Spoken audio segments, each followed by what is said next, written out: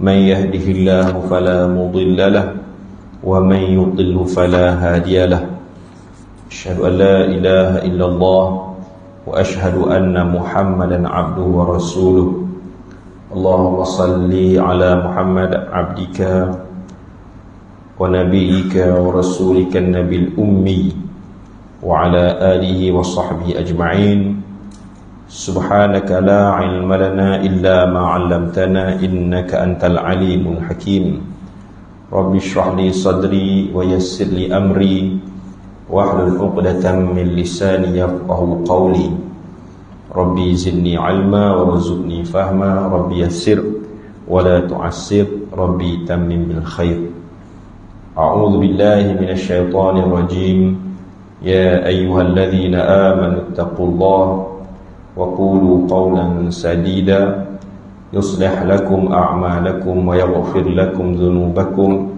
ومن يطع الله ورسوله فقد فاز فوزا عظيما أما بعد. Banyaknya channel TV ya. Muslimin dan muslimat yang dirahmati Allah Subhanahu wa taala. Syukur kita kepada Allah Subhanahu wa taala malam ini dapat kita berjumpa. Limpahan rahmat dan kasih sayang Allah juga menandakan kehadiran kita pada malam ini sebagai tanda syukur juga. Sebelum kita melanjutkan perbincangan, marilah kita sama-sama menghadiahkan bacaan Al-Fatihah buat salah seorang daripada tenaga pengajar kita di sini, almarhum Ustaz Faiz, yang difahamkan kembali ke rahmatullah tengah hari tadi aksiden. Saya pun dapat maklum sebab jemaah sini saya tak baca WhatsApp, sebab WhatsApp dalam grup Ustaz hari ni hangat cerita PM. Jadi saya last tengok WhatsApp tadi pukul 3 lebih sebab bersama dengan anak-anak kat rumah. Ini saya cuti ni, jaga anak kan. Jadi tak tengok WhatsApp sampai sini tadi, baru tengok. Saya pun tak pernah jumpa Ustaz Faiz ni, tapi pernah berurusan sekali lah. Dia menggantikan kuliah saya di Putrajaya. Tengok muka tu lebih muda daripada saya lagi. Apapun kita doakan Allah cucuri rahmat ke atas rohnya, diampunkan segala dosanya, dipermudahkan urusan alam barzakh. Mudah-mudahan ilmu yang telah disampaikan kepada kita semua dapat kita amalkan, menjadi juga sebahagian daripada bekalan beliau. Mudah-mudahan dapat kita terus sampai menyampai. Tahulah ingat ke tak ingat apa yang dia sampai tu, tapi apapun ilmu yang bermanfaat itu merupakan kesinambungan amalan yang ditinggalkan ketika hidup. Tak ada benda lain dah ilmu yang bermanfaat je, selain daripada kita tahu bahawa sedekah jariah kan, orang anak yang saleh. InsyaAllah selepas isyak ni juga kita akan buat sedikit tahlil untuk beliau. Dan sama-sama sekali lagi kita baca umul kitab khusus untuk almarhum Ustaz Faiz. Al-Fatihah. A'udzu billahi minasyaitonir rajim. Bismillahirrahmanirrahim. Alhamdulillahi rabbil alamin, arrahmanir rahim, maliki yaumiddin, iyyaka na'budu wa iyyaka nasta'in, ihdinas siratal mustaqim, siratal ladzina an'amta 'alaihim ghairil maghdubi 'alaihim waladdallin. Amin amin ya rabbal alamin.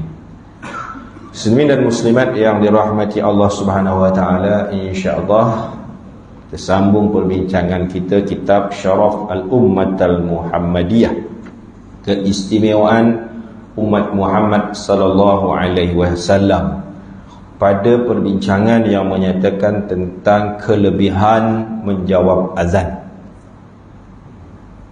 Azan, pertama sekali kita melihat bahawa ia disyariatkan zaman Nabi kita, sebab umat Muhammad kan istimewa. Bila Nabi arahkan Sayyidina Bilal bin Rabah untuk melakukan azan, waktu itulah disyariatkan azan itu, yang menandakan masuknya waktu solat bagi hulu langit dan kawasan yang sewaktu dengannya. Tu dalam TV punya lah, punya kan, radio punya iklan. Maknanya menandakan masuknya waktu untuk kita melaksanakan perintah Allah Subhanahu wa taala. Kalau kita teliti, dah suruh berhenti ke apa ni? Tiba-tiba kena sabar petir. Padam, okay? Kalau kita teliti kalimah yang ada daripada azan tersebut, yang mana dimulai dengan membesarkan Allah Subhanahu wa taala dan ditutup dengan membesarkan Allah juga. Kemudian diletakkan di sana susunannya, iaitu perakuan kita kepada Allah Subhanahu wa taala, yang kita bersyahadah, syahadatain, 2 kalimah syahadah, mempersaksikan bahawa Allah itu tiada Tuhan yang disembah dan Muhammad itu Rasulullah. Betul? Asyhadu an la ilaha illallah kan? Wa asyhadu anna Muhammadar Rasulullah. Kemudian diseru kita untuk menuju kejayaan, yang juga dibahaskan oleh para ulama. Menuju kepada solat dulu, mengajak kepada solat, ya. Menyeru kepada perintah rukun Islam yang kedua pula. Tadi itu rukun Islam yang pertama, kan? Syahadah. Rukun Islam yang kedua. Tak disempurnakan pula, kan? Suruh rukun Islam yang ketiga, kan? Salah, kan? Tapi tak jadi begitu. Kemudian dalam kita melaksanakan 2 benda itu, maka dia akan memberi suatu keutamaan kita sebagai seorang Islam, Muslim, mukmin, muttaqin, yang mana seruan Allah mengajak kepada kejayaan. Maknanya syahadah, pada syahadah kita mengakui diri kita Islam, maka kita tegakkan suatu perintah yang utama dalam diri kita sebagai seorang Muslim. Dan kita akan bincang juga kelebihan salat ini pada masa-masa akan datang. Maka melalui 2 keadaan ini diseru untuk mendapatkan, memperolehi kejayaan. Maka apa kaitan syahadah dengan kejayaan? Apa kaitan salat dengan kejayaan? Kejayaan tentang mana? Ya. Sudah tentulah hidup ini keutamaan dia nak diperolehi kejayaan di akhirat kelak. Kejayaan sebesar utama-utamanya untuk mendapatkan syurga Allah Subhanahu wa taala. Walau bagaimanapun muslimin muslimat sekalian, kita terpaksa melalui perjalanan yang begitu panjang. Panjang lagi. Kalau ikut aturan daripada kejadian kedudukan status manusia ni, kita ni sebagai hamba Allah, bermula dengan alam apa? Alam roh, kan? Kita pun tak tahu alam roh tu macam mana. Dengar cerita je. Yas'alunaka 'anir ruh. Ditanya tentang alam kepadamu, alam roh macam mana, kan? Qulir ruhu min amri rabbi. Katakanlah, wahai Muhammad, roh itu adalah di bawah pengetahuanku, di bawah pengetahuan Allah. Tak ada siapa yang tahu. Kemudian kita balik ke bahasa kedua, iaitu alam rahim, pun tak tahu. Kau tengok perut bini yang mengandung lah, kan, duduk belek-belek. Ada yang belek? Pernah laki belek perut kita? Saya pernah lalu anak 8, pernah lah sekali 2 kali tengok belek, lepas tak belek dah. Tengok dia dek dia janjit jari tu, kan, tangan dia tu, kan. Tak tahu macam keadaan. Ada buat CT scan apa sebagainya, tengoklah, kan. CT scan ke apa benda tu, kan. Scan lah, scan, ya. Tengok nampaklah benda, tapi tak tahu, kan. Dia ceritakan je, kan, ditiupkan roh. Kemudian masuklah kita ke alam dunia ini yang sekarang kita lalui. Ada lagi berapa fasa yang berbaki? Siapa dah berjawab, saya bagi hadiah Proton X50. Sebab dia punya kedai baru buka, kan. Tak barulah, maknanya barulah. Apa lagi alam yang kita lalui, akan lalui? Susah juga soalan tu, Ustaz, kan. Sebaik setiap kuliah tak ada beksa. Kalau ada beksa memang fail lah. Berapa lagi alam je? 2 lagi. Banyak lagi je. Keadaan banyak lagi. Tak alam pun banyak lagi keadaan yang kita lalui. Alam tu memanglah kita akan lalui 5 alam. Ya, makan saya alam memang 5 lah. Alam roh, kan, alam rahim, alam dunia, alam akhirat, alam kubur, alam akhirat dah.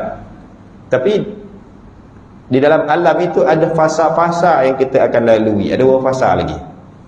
Ya. Kita ada lagi 10 fasa akan lalui. 10 banyak lagi. Tu buat homework lah, cari. Masuklah alam kuburnya, alam padang mahsyarnya, alam akhiratnya, alam kita melalui titian siratnya, Allahu Akbar, neraka sebagai. Barulah penghujungnya, bukan alam kita tak lalui lah mudah-mudahan. Barulah penghujung tu ada pecahan kepada syurga dan neraka. Ada telaga Kausarnya lagi dan sebagainya. Banyaklah benda tu.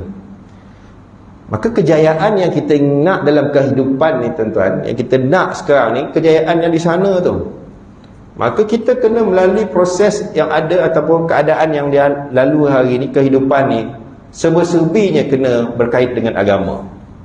Semua kait dengan agama, walaupun sebesar zarah. Itu sebabnya ayat Quran, faman ya'mal mithqala dzarratin khairan yarah tu, wa man ya'mal mithqala dzarratin syarran yarah. Satu zarah kebaikan yang kau buat dapat pahala. Satu zarah ni kita tak nampak, guna mikroskop pun nampak kan.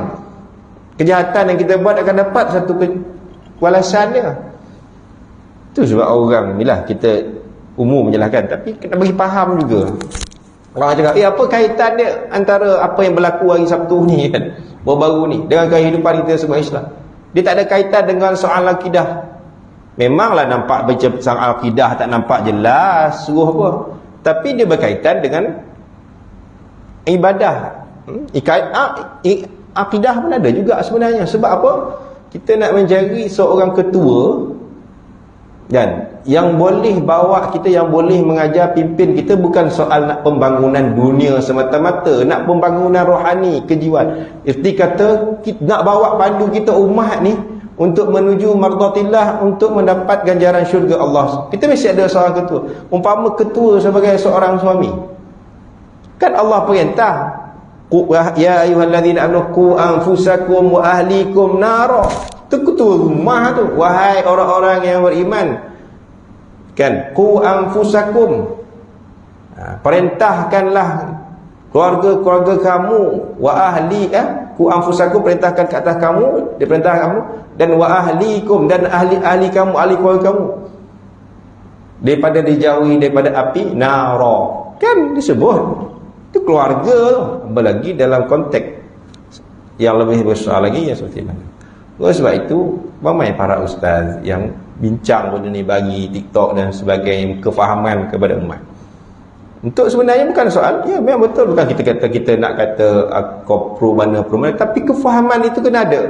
Sebab dia berkait. Sebab kalau kita, bila kita nak membentuk sesuatu, panduannya kepada kebaikan, padanya Quran. Quran, rukun iman. Beriman kepada kitab kan, salah satunya Quran. Saya dengan sahabat-sahabat yang sebut, saya memang sahabat tinggi lagi ilmu pada kita, dia kata ini urusan ini bukan urusan berkaitan dengan akidah, saya tak nak berhujah, saya cukup rasa hajat saya bila sampai ke mana-mana kuliah, saya akan sampaikan benda tu, berdasarkan kefahaman saya kan. Memang betul, kalau kita beriman dengan kitab, takkan kita nak jadi orang yang ditempelak. Afatu'minuna bi ba'dil kitab, apakah kamu beriman dengan sebahagian kitab dan kufur dengan sebahagian kitab? Kalaulah saya ni orang, saya alhamdulillah Allah pilih saya untuk belajar Quran, hafal Quran dan dalami Quran kan, walaupun tidaklah menjadi seorang pakar tafsir. Tapi kalau saya baca wasariqu wasariqatu faqta'u aydiyahuma, tak sesuai kat Malaysia ni. Tapi kenapa Quran turun kat Malaysia juga, datang juga kat Malaysia, baik tak payah sampai kat Malaysia. Apa maksud dia tu? Pencuri lelaki dan pencuri perempuan hendaklah dipotong kedua tangannya. Kita nak terus buat ke? Dah, adalah proses-proses nak beri kefahaman kepada masyarakat. Dan itu pun kadang-kadang tak faham. Oh, ni kalau buat ni huru-hara. Dah, syarat nak potong tangan tu bukan semudah tu. Orang yang budak curi tabung masjid itu kan, dibawa kepada dimandikan bilik jenazah. Memang kenalah orang tu. Itu nama AJK, kadang-kadang kena hati-hati juga. Islam tak ajar macam tu. Tak mau siasat dulu. Kenapa kau curi? Macam itulah orang yang nak dihukum potong tangan tu. Siasat tanya, kenapa kau curi? Saya dah minta sekian apa semua. Melainkan kalau saya nak makan, mak saya sakit kau sebagainya, kita tak tahu kan. Kalau melainkan dia mencuri tu memang kerana dia mendagi dadah ke apa, buat benda tak elok. Itu betul lah kita. Itu bukan dia bawa ke hakim. Kita ada orang yang berautoriti, bukan dihukum mengajar atas dasar nafsu kita. Kan?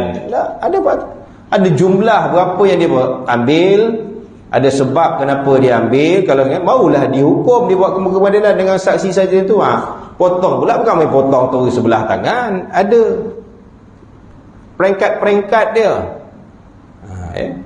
Ini yang kita kena faham. Yang balik dah asal tadi bahawa kejayaan yang ada disebut, kejayaan kita ni sikit pun memang ada kaitan kehidupan ni dengan hal akhirat.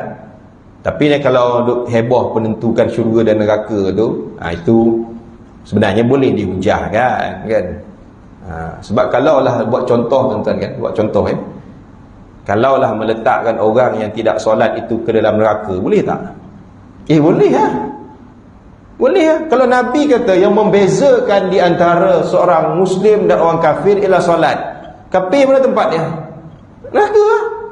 Tapi taklah katalah direct orang tak sembahyang masuk neraka. Tapi fikir logik akal lah sikit. Logik lah Nabi kata itu beza antara orang kafir dengan orang Islam tak sembahyang. Kalau orang Islam tak sembahyang, lebih teruk pada orang kafir lagi. Ada? Sebab Nabi kata ada orang Islam, lebih kita bimbang orang Islam itu perangai dia, sifat dia munafik, lagi bahaya. Neraka tempat munafik. Banyak ayat Quran tentang munafik. Zahirnya, cikgu aku orang Islam pun, tapi dalam hati dia menentang Islam. Tapi bila kita cakap cara macam tu, tak boleh yang ni unsur-unsur nak menyokong kepada budak. Kalau tanya, saya bukan orang kulit, tapi saya memahami benda tu, saya belajar. Kalau kata azani wazaniyatu, penzina lelaki dan penzina perempuan yang belum berkahwin, fajlidu kulla wahidatin minhuma mi'atul jaldah, maka rotanlah dia, rotanlah kedua-duanya 100 kali rotan. Quran kata ni, apa dia cakap? Kita nak tolak? Kita bimbang. Ada orang lah yang individu yang memperjuangkan step by step, yang kita nak kalau hasratnya itu ialah tanggungjawab kita bagi orang yang faham sikit-sikit ni kan, kita sampaikan lah. Mudah-mudahan tuan-tuan kita selamat besok bila ditanya oleh Allah Subhanahu Wa Taala. Dalam kubur pun ditetapkan ma imamuka, Quranu imami, Quran apa? Ikutanku. Macam mana Quran kata? Semua yang aku ikut, semua ada dalam Quran aku ikut, cuma aku tak sampai tanggungjawab nak buat benda tu. Kalau ada kemungkaran, kita kata, Nabi kata tak sukalah dalam hati, itu selemah-lemah iman. Kalau ditanya, tak boleh ni potong tangan ni, tak boleh ni 100 kali rotan ni, tu time tu tunggulah macam mana keadaan kita dalam kubur waktu tu. Jangan ada sedikit pun keraguan tentang Al-Quran itu. Baik, jadi kejayaan tadi itulah nak ceritanya, panjang pula kan. Apapun itulah hakikatnya tu kita lalui sekarang kan. Menunggu dan menunggu kan. Saya menunggu juga tu, nak tunggu nama dalam teks doa saya, siapakah Perdana Menteri yang baru kan? Teks doa dah siap dah, tak tahu nak masukkan siapa kan. Ingat esok, tak belum tentu pula esok, mungkin hari Rabu kot. Kita tak tahulah, seminggu ke 2 minggu ke kan. Dah prepare macam-macam dekat pejabat tu lah kan.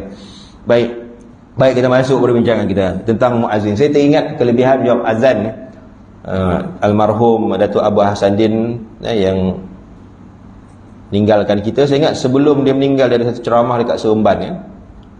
Dia sebut tentang azan ni, menjawab azan ni.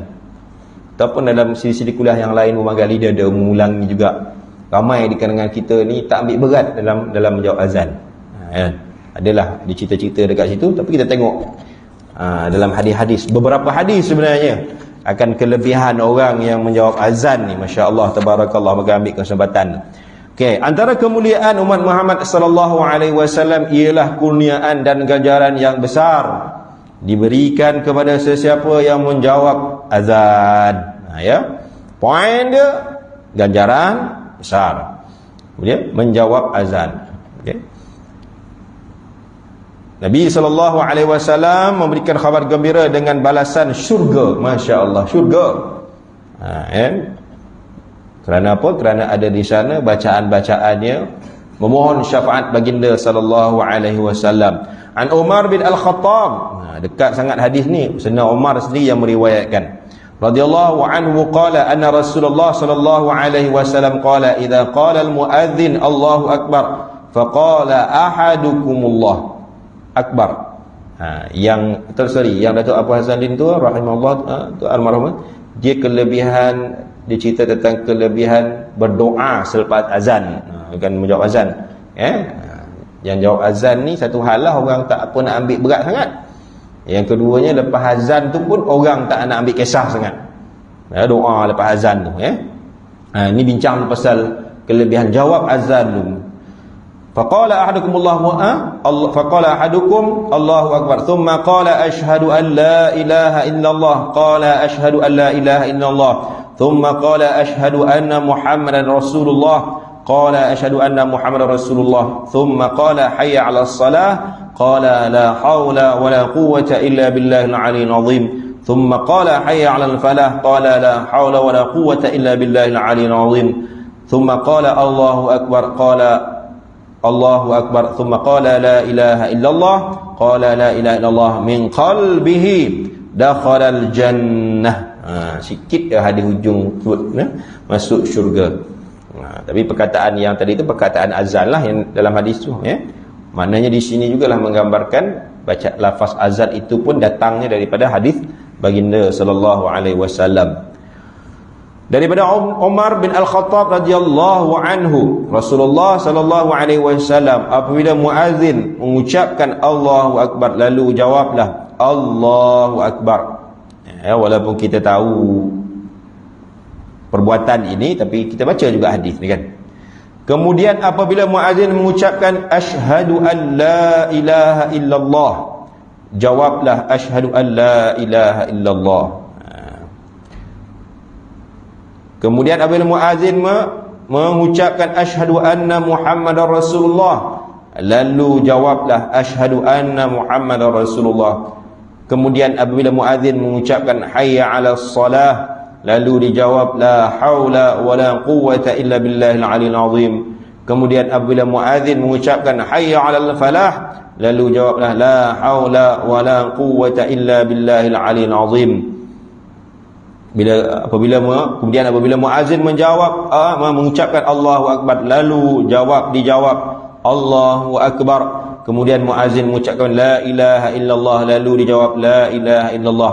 Sekiranya, ini syarat dia, sekiranya segala jawapan itu lahir dari seseorang dengan hatinya yang ikhlas, maka dia akan masuk syurga. Maknanya ikhlas ni dia jawab sungguh dan beri perhatian, fokus dengan kalimah yang dilaungkan oleh muazzin. Maka bukanlah salah bila orang tanya, ustaz, ada orang tu dia waktu azan dilaungkan dia bersembang. Boleh sembang, tapi utamanya janganlah sembang tapi masa setiap kali kalimah itu berhenti, jawab azan. Susah nak fokus kan. Maka kalau nak ada kelebihan dekat sana, kita memang kan, orang lain barangkali tak tahu, barangkali dia malam ni lah baru tahu tak, barangkali dia tahu jawab azan ni, kelebihan tak tahu kan, jawab bila azan tapi tahu. Tapi dalam hadis ni ada kelebihan masuk syurga dengan syarat ikhlas sungguh-sungguh. Maka apa yang kita nak buat selepas ini, berikanlah tumpuan sepenuhnya dalam bila mana azan dikumandangkan, khususnya azan yang mana dilakukan secara direct lah. Jadi kalau surau ke surau, surau ke telinga kita, masjid ke telinga kita, bukannya daripada TV lah. Tapi boleh juga yang TV tu, radio tu boleh, kan, tak ada masalah, boleh. Tak, yang penting, yang utama kita jawab azan tersebut, beri tumpuan. Kerana yang saya kata tadi, kalimah-kalimah yang ada dalam tu ialah pertama, amal perbuatan itu memang perbuatan yang menyeru, menandakan masuk waktu solat kan. Dan kalimah-kalimah itu kalimah yang membesarkan Allah Subhanahu wa taala. Ini nak diamalkan Kita dapat satu lagi peluang untuk segera untuk syurga Allah Subhanahu Wa Taala. Orang lain tak buat, tak tahulah, mungkin dia ada amalan yang lain kan, kita pun tak pasti. Kita pun tambahlah lagi satu amalan sebab kita memang nak sangat-sangat. Macam kita datang majlis ilmu ni kan, ini dipermudahkan jalan syurga, kan. Dah mudah-mudahan kita dapat jalan yang mudah itu. Lagi mudah macam mana pula? Dengan sebelum tadi tu jawab azan. Itu sebabnya kalau tuan-tuan perempuan ingat kan, dulu saya pun tak pastilah kan, bila startnya. Kalau setengah masjid, tengah surau tu dia buat nota kat sini. Tapi dulu kalau orang kuliah maghrib ni kan, dulu tu taklah lama mana bunyi dulu. Saya ingat dalam beberapa tahun sebelum ni lah kan, kalau kuliah maghrib direct lah, tak berhenti azan kan. Tak berhenti azan sampailah, saya kata kalau lajak 10-15 minit lepas, sampai masuk waktu isyak tu. Lalu keluar satu arahan daripada Jais tak? Jais. Saya sebelum arahan Jais, kalau di Selangor dulu, memang di wilayah tu saya dah berhenti dah azan, beri laluan untuk azan sebab saya baca kitab ni. Saya pun tahu setelah beberapa tahun saya bagi kuliah kan, saya kata kita dah baca kitab ni kelebihan jawab azan, maka kita kena berhenti sepatutnya. Kita berhentilah, saya pun berhenti, kan. Berhenti betul nak sambung lah. Tapi sekarang ni saya ambil pendekatan sebab lepas Covid tu dah jadi seronok lah pula, tak payah sambung dah. Sebab apa? Satu lagi, memang kita kata azan maghrib ada, esok isyak ada lagi kan. Bukan soal tu, esok tak tahulah bila tak. Maghrib memanglah, tapi kelebihan tu dah ada peluang dekat sini, gunakanlah sebaik mungkin. Jadi macam lepas azan ada solat sunat qabliyah, jadi kita nak gunakan peluang solat sunat qabliyah ni. Banyak kelebihan solat sunat qabliyah ni kita akan jumpa, khususnya isyak kita akan jumpa pada pengajian-pengajian akan datang. Memang ada kalau search Google, memang solat sunat qabliyah isyak ni bagus. Dan kita nak pula, memang di antara kita akan jumpa juga, di antara waktu azan dan iqamah tu sebenarnya antara waktu-waktu yang dimakbulkan doa kan. Jadi kalau tak ada waktu, memang kita kalau dengar kuliah ni okeylah kan, tak ada masalah, ilmu juga, tapi kita nak yang lebih utama. Kalau ada kan, ambil yang utama lah. Pada saya itu yang utama, berhenti terus. Sebab majlis ilmu ni insya-Allah dia berterusan, hari-hari ada kan, boleh dengar. Zaman sekarang ilmu pula tekan je handphone kan, boleh tengok je kat YouTube dan sebagainya. Tapi azan ni tinggal habis lah, tinggal. Tak ada, kita akan jumpa isyak hari ni, esok tak jumpa dah, isyak yang lain dah tu. Maka ambil pendekatan azan tak apa pun kan, tak mengganggu pun. Kalau ada setengah ustaz tu Allah bukanlah dia tak cakap Allah lah, tapi macam gaya-gaya bercakap lah kan kat hati tu, dah naik gear 4 dah kan, tiba-tiba dah azan turun balik gear 1 kan, dia tak syok pula. Pandai-pandai lah ambil tune balik kan. InsyaAllah dia lama-lama besok dia akan jadi biasa lah. Tapi dia sekarang ni Selangor dah ada arahan, dah jadi biasa dah kan. Tapi maksudnya kalau kita besok atur apa-apa program kan, biasa pula ada kadang-kadang program yang macam ceramah khas kan, forum ke apa ke, terus je ustaz terus kan. Ada ustaz tu dia bertanya lah pula kan. Tapi kita dah ada ilmu dekat sini. Maklum dekat awal-awal dekat ustaz kita berhenti ya, masuk isyak, lajak sikit tak apa, lajak seminit 2 minit tak apa, asalkan azan tu. Kalau misalnya kata tak melibatkan waktu panjang kan, macam program-program khas tadi tu, ceramah khas. Tapi kalau kuliah maghrib kita biasa ni, berhenti isyak selesai dah. Kalau ada ustaz yang style nak sambung lagi tu, sambung setengah jam lagi lepas tu, ada tak? Kan? Ada ustaz kadang-kadang dia payah tau, nak berhenti je pak mic ni. Saya jenis tak kisah, segup waktu, mana-mana kalau saya ceramah ke, tengah syok-syok kan, waktu dah cukup, bukan waktu azan lah kan.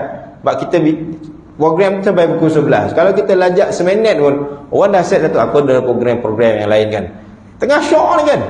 Kalau pakai slide tu, slide habis ke tak habis ke, saya kata, dah pukul 10, sekian dahulu ceramah saya. Saya kata, sekian dulu. Apa tergantung lah ustaz. Dia kata, macam mana tu masa yang ada, kata kan. Kalau bagi 3 jam, 3 jam lah kan. Tak kisahlah, ambil lah apa yang saya sampaikan tadi, tergantung je lain. Dia nak ada pula kan, nak landing turun sikit kan, minta maaf lah. Saya kata sekian dahulu, minta maaf, wabillahi taufiq, assalamualaikum. Habis dah ceramah jadi kalau dibagi ausat lebih lagi 15 minit, okeylah, kita pun boleh lah ambil apa tu, masa untuk turunkan nada sikit kan. Kalau kuliah maghrib macam tu, Kalau saya rasa tak habis hadis tu, sekian dahulu kita sambunglah ke datang kan. Nak ambil buku nak tangkap gambar baca sendiri, senang kan, susah kan. Kita ni tolong huraikan dia sikit-sikit. Alright. So ceritanya tadi tu ambil peluang jawab azan ni, kan, jawab. Dan saya sambung jugalah, kita akan jumpa pada masa akan datang. Kelebihan pula ada di sana, menjawab, berdoa selepas azan tu, doa lah kan. Sebab Ustaz Abu Hassan Din dulu, dia arwah ni, dia pesan, dia kata kalau boleh saya nak muazzin ni baca doa tu kuat-kuat, dia kata. Biar bukan kuat seperti laungan azan tu lah, maknanya kuat. Kalau ada mikrofon dong dengar, biar orang yang mendengar azan, muazzin dengar ni boleh lah aku baca doa. Kalau ramai baca apa? Tak apa baca tak, tidak kan.